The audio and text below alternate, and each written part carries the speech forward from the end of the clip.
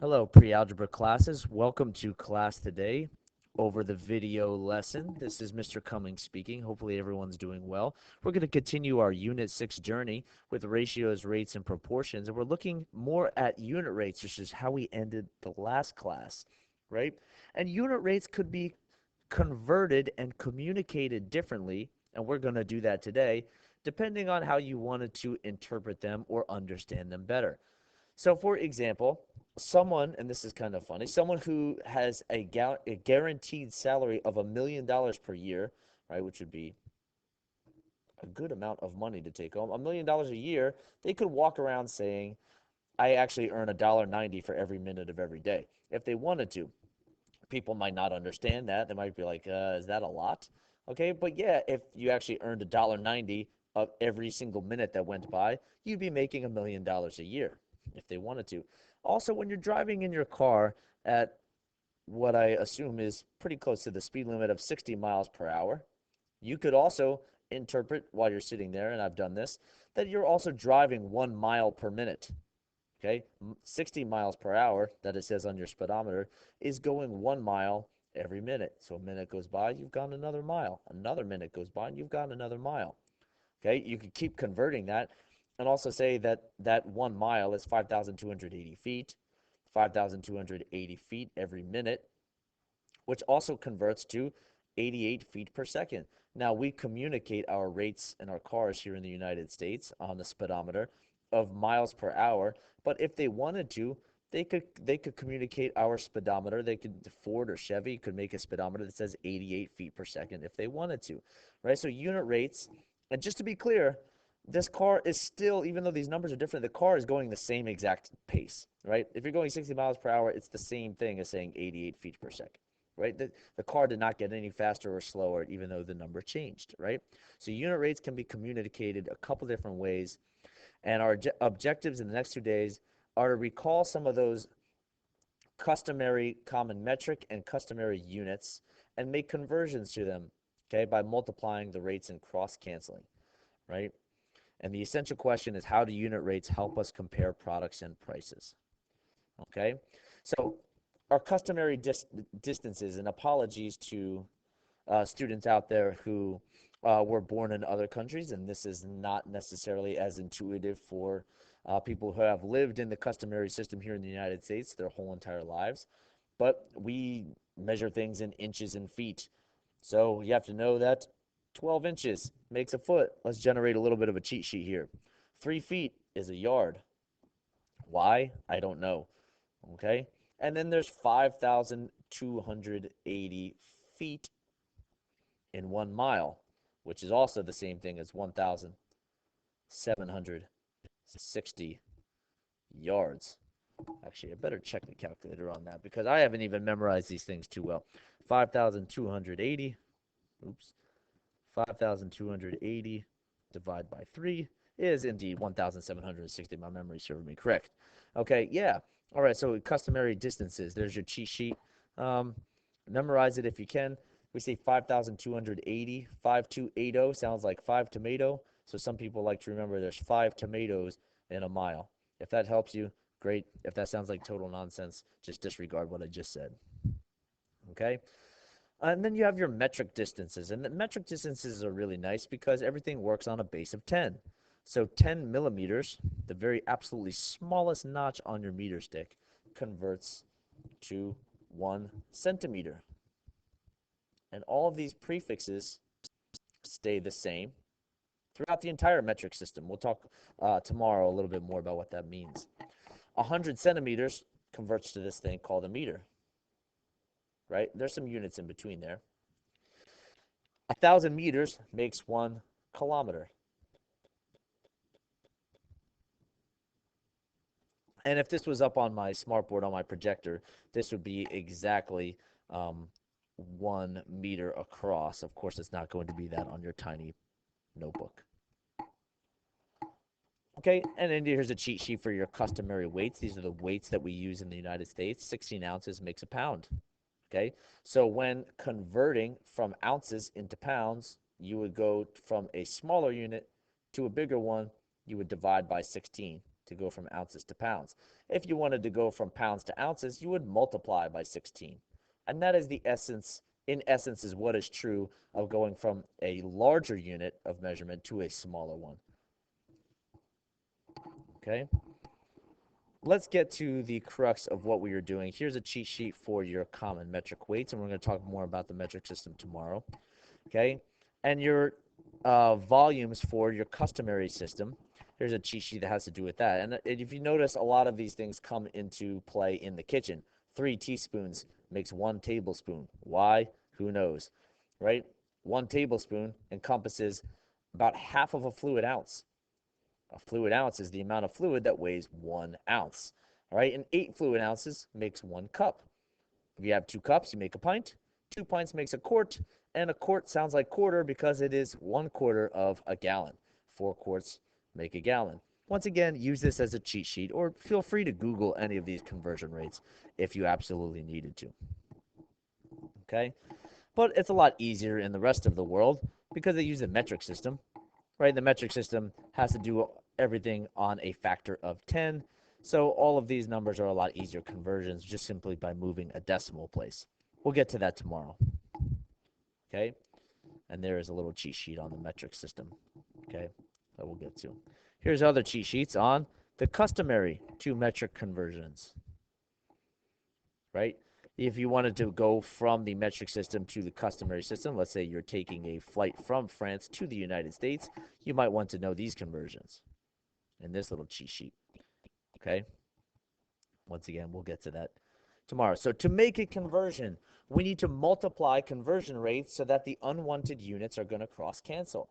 The unwanted units will cross cancel. So to make a conversion, we need to multiply conversion rates so that the unwanted units will cross cancel.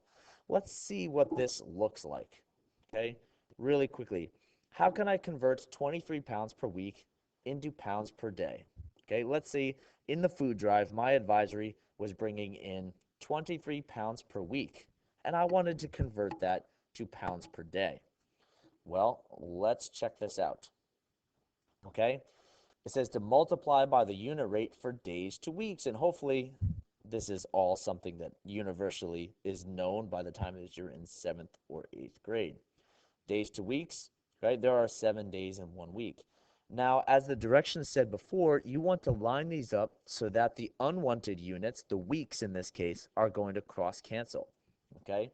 So the rate for days to weeks is there are 7 days in 1 week. But I want to put the 1 week on the top of this ratio or rate, okay, and 7 days on the bottom. And now let's figure out why.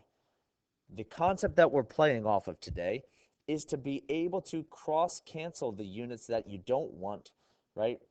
Fraction multiplication, you can cross cancel any common factors or common variables diagonally. We did this in multiple units this year. So the 1 week is going to cross cancel with the 1 week, and I end up with 23 pounds being divided by 7 days. And you might have been out there thinking, I kind of knew how to do that already. All you do is divide 23 by 7. Yeah, but here's the why behind the what, right?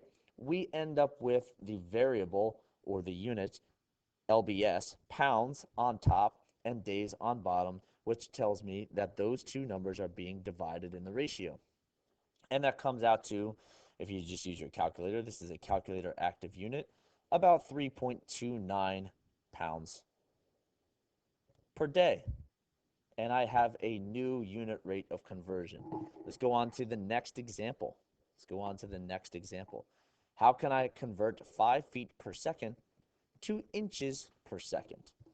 Okay, 5 feet per second into inches per second. Okay, so what is the unit that I want to, well, I want to eliminate from the problem? I want to eliminate feet from the problem and turn it into inches. So I have to know that there are 12 inches to 1 foot. And where will I put those 12 inches?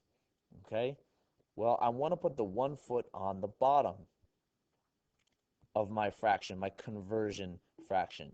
And the reason that I want to do that is because I wanted to cancel out with the 1 foot that is on the top here. okay? And the 12 goes on the top. So I'm going to be multiplying 5 times 12 inches is 60 inches, and 1 second is the other unit left on the bottom. So I end up being 60 inches per second. And I have 1 unit that got cross-canceled out. Okay, no big deal there. Okay, what's going on with my notes? Oh boy. Come on, computer, you can do it. The next one says, how can I convert 70 miles per hour into feet per minute? How can I convert 70 miles per hour into feet per minute? Okay, I know this says this on your hard copy notes, and my notes, for whatever reason, are lagging quite a bit.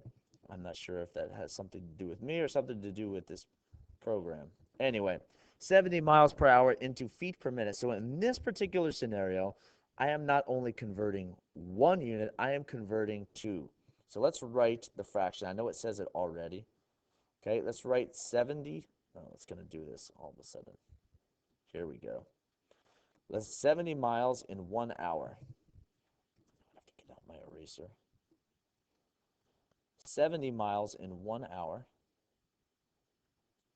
Okay, I have to multiply by 2 unit rates. One is feet to miles, and the other one is minutes to hours. Let's check this out. Okay, well, which one does it say to start with first? Feet to miles, okay? So there is 5,280 feet in 1 mile. And there is going to be 1 hour that goes by every 60 minutes. Now, why did I choose to multiply these fractions in this order? Okay, well, I chose to put the mile on the bottom and the feet on the top of the numerator of my fraction because in this particular case, I am going to be able to cross cancel the 1 mile and the 1 mile. I chose strategically to multiply 1 hour on top of 60 minutes because the 1 hour and my initial rate was on the bottom, and I put it on the top here. Now, when I put this in the calculator, this is going to be multiplying by 5,280 on the numerator of my ratio and dividing by 60 in the bottom of the ratio, the denominator. So in this case, let's go ahead and do that. I'll go ahead and multiply 5,280 times 70 on the top, okay, which is 369,600,000, and divide that number by 60 to find that my answer comes out to 6,160 feet every minute.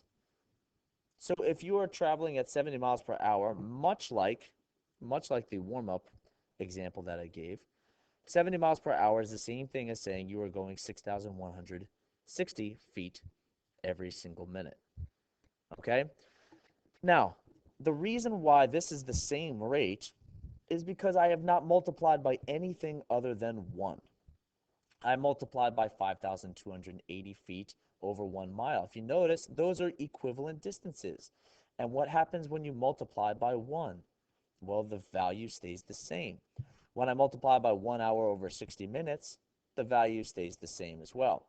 So this ratio times this ratio, it's not really changing the value. It's not changing the speed of the projectile in this particular case, or the car, or whatever it is going at 70 miles an hour. It could be a cheetah, right? It's still going the same pace. It's just being communicated with 2 different units. Let's go to an IXL example problems here just a little bit.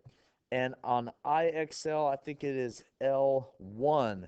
I want to see if you can get to level 80 on IXL L1 before you move on to practice worksheet 6.2 for today. I should be on the Google Hangouts. Let me know if you have any questions. Thanks.